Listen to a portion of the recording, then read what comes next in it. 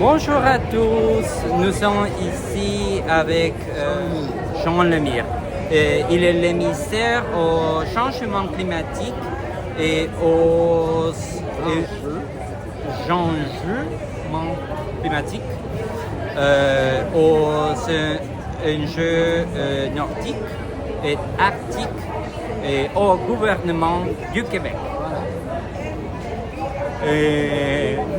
L'Arctique, l'Arctique aujourd'hui souffre d'une combinaison unique des préoccupations sécuritaires et environnementales.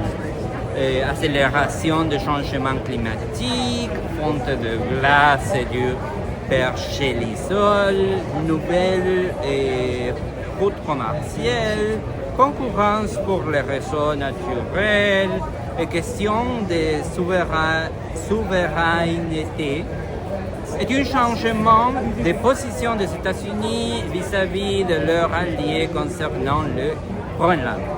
Alors, dans ce contexte très compliqué, Québec est le devant des Amériques contre ces problèmes. À part les efforts fédéraux, votre réseau de consulats qui est très notable. Je connais votre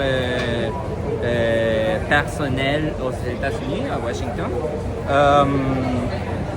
Quelle est la politique du Québec au niveau provincial contre les problèmes en sécurité, recherche, port et routes commerciales et diminution d'émissions? Alors pour nous, la politique du Québec pour l'Arctique est basée beaucoup sur les gens qui vivent dans l'Arctique. Oui. Alors, on a plusieurs communautés locales autochtones, on a les Inuits, Ici.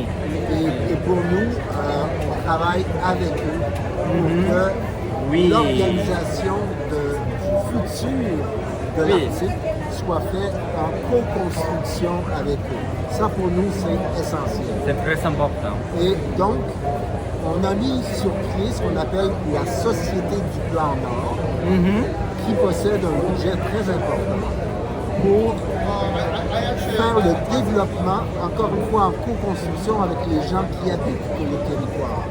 Et donc, les décisions sont prises en partenariat autour d'une table où tout le monde est représenté, la société civile, mais tous ceux qui vivent le territoire.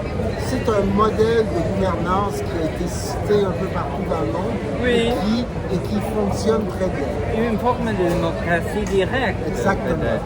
Exactement. Et donc, ce n'est pas à nous qui vivons dans le sud d'aller déterminer, par exemple, une zone protégée. C'est les gens qui l'habitent, qui ont des activités traditionnelles importantes. Donc, dans le respect de leur façon de vivre, nous travaillons ensemble, nous les écoutons, pour arriver à avoir un développement du Nord qui est en harmonie avec ceux qui vivent là et en harmonie avec la nation. Monsieur le ministère, c'est un plaisir et un honneur. Merci. Merci.